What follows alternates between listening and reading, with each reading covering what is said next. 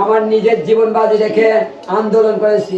আমরা বিশেষ করে সিরাজগঞ্জ জেলা থেকে 12 অক্টোবর থেকে 10 দিন কর্মসূচি পালন করেছি এই শিক্ষা আন্দোলনের জন্য, অর্থাৎ শিক্ষকের আন্দোলনের জন্য আমরা 10 দিন একটা কর্মসূচি পালন করেছি। প্রেস ক্লাবে আমাদের উপরে প্রশাসন লাঠিচার্জ করেছে। আমরা শাহবাগে পুলিশের ব্যারিকেড ভেঙে আমরা ভিতরে প্রবেশ করেছিলাম।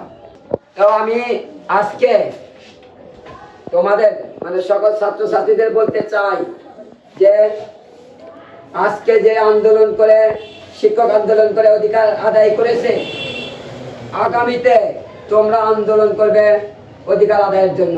মনে রাখবে সাইদুল ইসলাম যেমন সারা বাংলাদেশের মানুষের জন্য আন্দোলন করেছে, অন্যায়ের বিরুদ্ধে আন্দোলন করতে হবে এবং সারা বাংলাদেশের মানুষের ভোটের অধিকার জন্য আদায় করতে আন্দোলন করতে হবে, আন্দোলন করতে হবে নিজের অধিকার আদায়ের জন্য।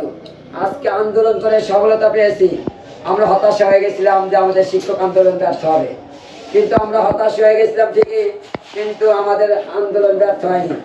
আমরা দেখে দিয়েছি যে আজকের এই শিক্ষক সমাজ, শিক্ষকেরা পারে তাদের অধিকার আদায় করতে, তাদের অধিকার আদায় করতে পারে। শিক্ষা উপদেষ্টা হার মেনেছে, তিনি আমাদের 15% বেতন ভাড়া প্রজ্ঞাপন জারি করেছেন। আলহামদুলিল্লাহ, আমরা তাকে শুকরিয়া ধন্যবাদ জানাই।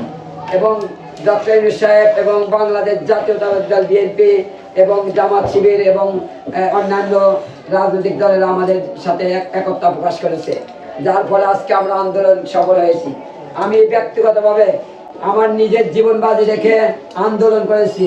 মৃত্যুর মুখে দাঁড়িয়ে, গুলির সামনে দাঁড়িয়ে আন্দোলন করে আজকে আমাদের আন্দোলন সফল হয়েছে।